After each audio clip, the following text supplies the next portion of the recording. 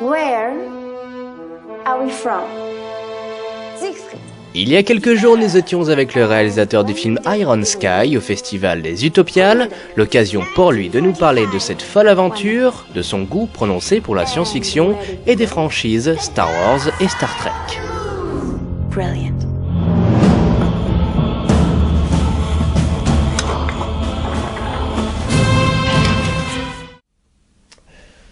Science fiction is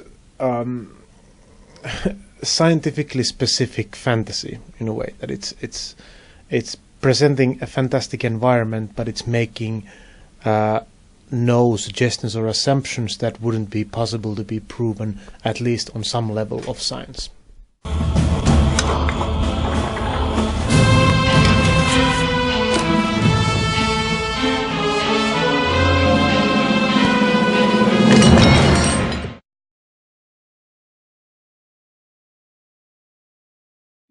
Yes, I remember my first science fiction memory was, well, I remember it very well. I grabbed a book, Stanislav Lem's Solaris from the library, and I read it, and I was absolutely blown away by it. It completely opened me new worlds. I was very young actually at that time. I was 12 maybe. I was quite young for that. And then I started to read science fiction, and I didn't watch science fiction movies, and I didn't watch, read science fiction, I didn't watch science fiction TV or movies. I was only reading. Of course I saw like Star Wars and stuff like that, but when you go to proper science fiction, that got a little bit later for me. I first read huge load of books, and then I started to look into the movies and television series only very lately actually. Und dann beginnen wir mit dem Meteor-Blitzkrieg.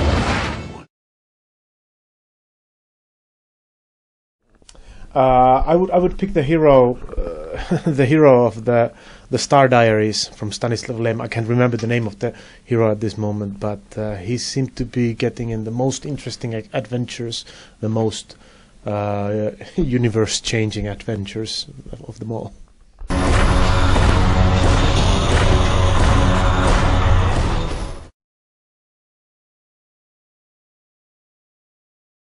Iron Sky is a very simple plot. It's in 1945. In 1945, the Nazis went to the moon, and in 2018 they are coming back. And it's basically it's more than that. It's a film that sort of starts out as a story, sort of Nazi exploitation film, or even to the point of we go into the world of Nazis and we follow them.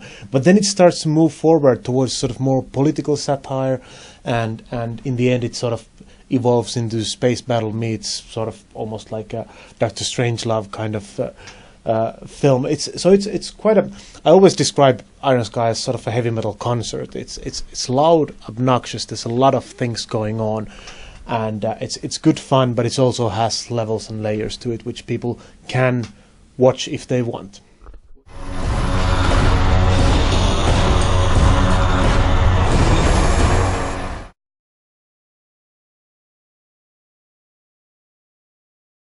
The project was originated actually from a dream my friend had, and we were sitting in a sauna in Finland, and he was explaining this dream that he was riding a bicycle, and in the back of his bicycle there was Adolf Hitler, and Adolf Hitler was yapping to his ear angrily something, and he woke up, and he for some reason thought that we should make a film about moon Nazis. I don't know what's the exact connection, and it all sounded very familiar. I mean, I had this feeling that moon Nazis had been made into films, or somehow it sounded familiar, but it turned out that it was actually it was an unexplored territory. So we thought that we just have to go and do it.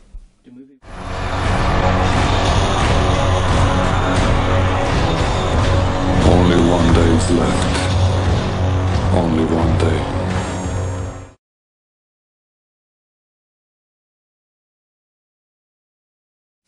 The whole film, the world premiere of Iron Sky was in Berlin, in the Panorama section of Berlin Film Festival, which was obviously a big honor for us, but we were also I was a bit surprised is not maybe the right word, but I was amazed by the fact that we ended up there, and and even more, I was amazed of the reaction when the film started to roll.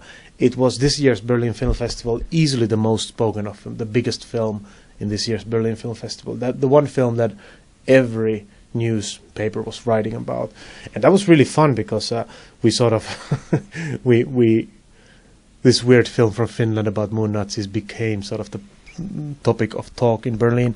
But we were so I was maybe a little bit surprised that it ended up being so big and so well accepted there. I sort of knew that it's not gonna. Well, I didn't know what to expect exactly, but yeah, that was a good thing anyway. Leaving the others, we are going away.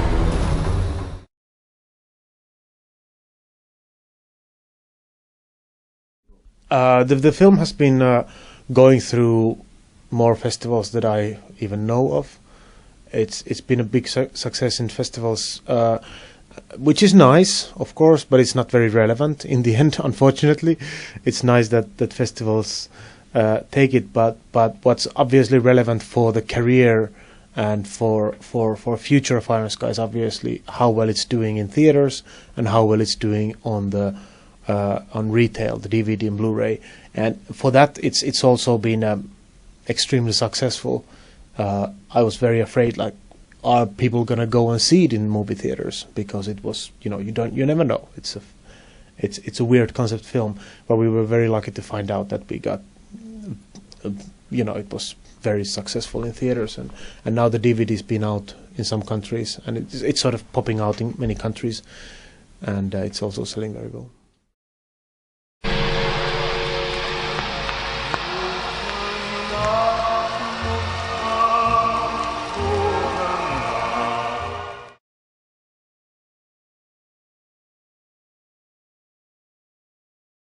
The budget was not easy.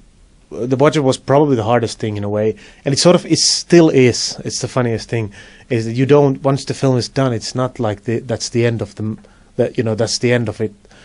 It follows you, and we had to exceed our budget a little bit because of some weather conditions in Australia and in Germany.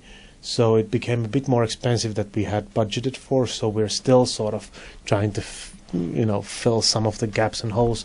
It's the most pressuring thing is the budget. Luckily, my producer Tero Kaukomaa, he's one of those, how would you say, like a dream producer in a way, because sometimes producer can be like a complete asshole who is just demanding you to do stuff for money. But Tero is always like he takes care of that, and he says that to do your film, he will try to make whatever he can to secure me all the possible assets available, and he's always crazy enough to sort of go a bit further than one would expect. So in a way, it was really perfect in that way. But again, it's money is always money. It always brings pressure, and whatever success there is, if there is any kind of money issues, it always sort of diminishes the successes, because you have to think about it. But luckily, it's not devastating. But at one point it was amazingly complicated for us, yes.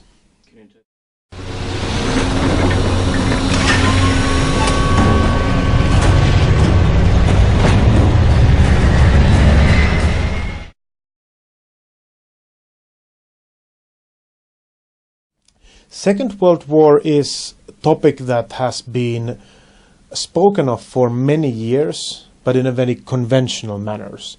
And only very lately sort of new aspects of Second World War have been thought about. For example, and this has nothing to do with bigger politics, but this is about in Finland, for example. Finland was known to be an ally of the Germans, but the Finnish history books, they sort of try to put it down. They say, no, we had nothing to do with it. Only lately we're started to sort of really go back in time and see, okay, we actually did collaborate with Nazis, and we actually did this and sort of go more into the reasons and actually discuss about the topic, which is very complicated topic.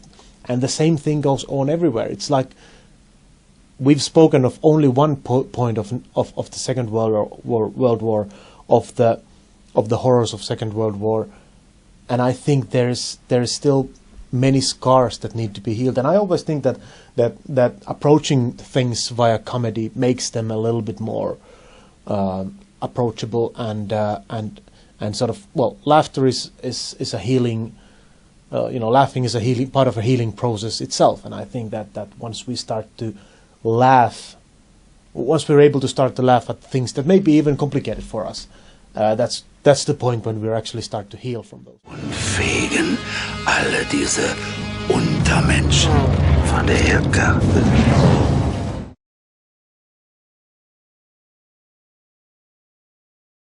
There's two projects which I'm working on right now. The other one is I Killed Adolf Hitler. It's a time travel story. Two assassins are sent back in time to assassinate Adolf Hitler before he becomes the Führer, to prevent the Second World War and all that.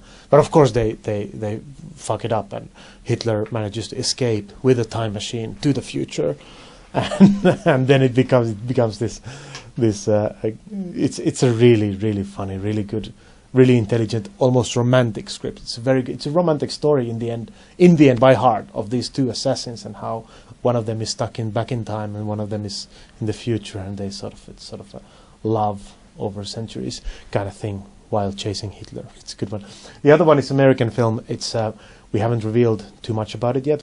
So the other one is called Jeremiah Harm. It's a science fiction action film. It's an American film which I was commissioned to direct. It's produced by Timur Bekmambetov, who directed Wanted and Abraham Lincoln.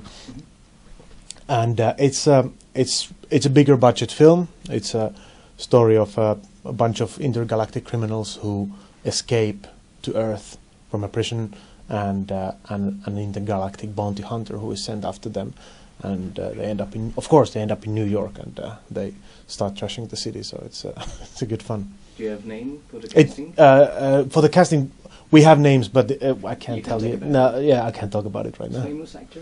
Yeah, we're looking to cast a couple of good names for that film.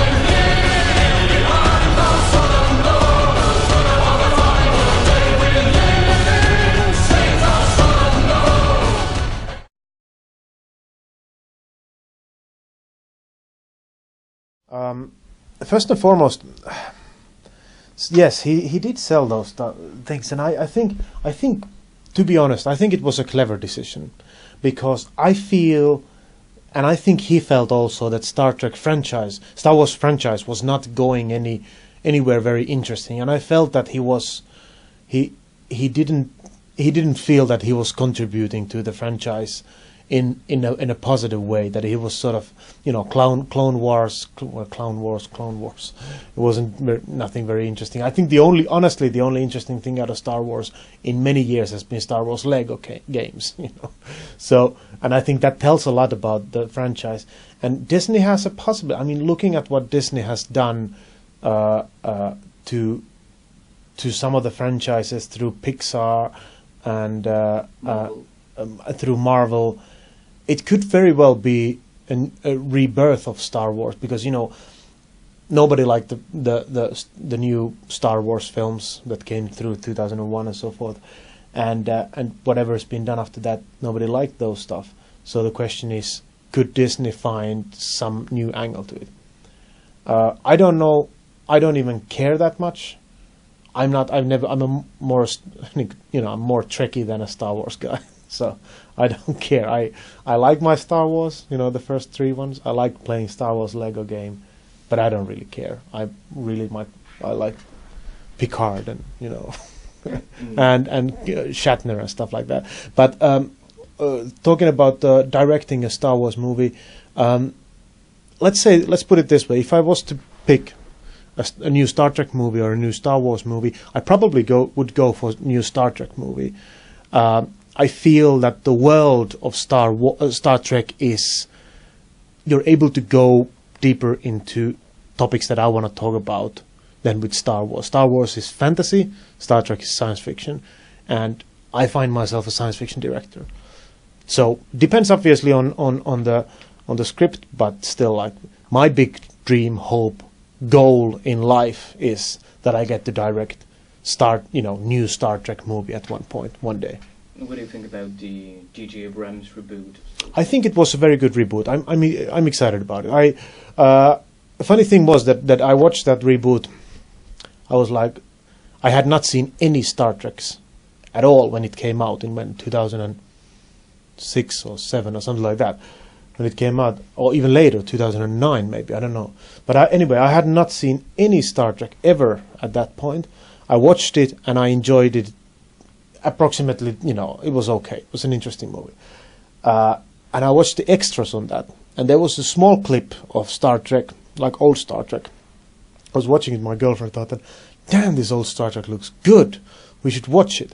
And then we set out we decided that, okay, let's watch it, but let's make it into something interesting. Let's give ourselves 365 days to watch all the Star Trek episodes and films ever made, which is 729 episodes and 11 feature movies in 1 year. And let's blog about it, let's write about it, let's become Trekkers in 1 year. And we sort of set out on a journey and we succeeded more or less. I watched in about 1 year. I watched everything ever made out of Star Trek, and I became a huge Star Trek aficionado. Then I watched again the new Star Trek movie, and I think it's a really good approach to the topic. We come in peace!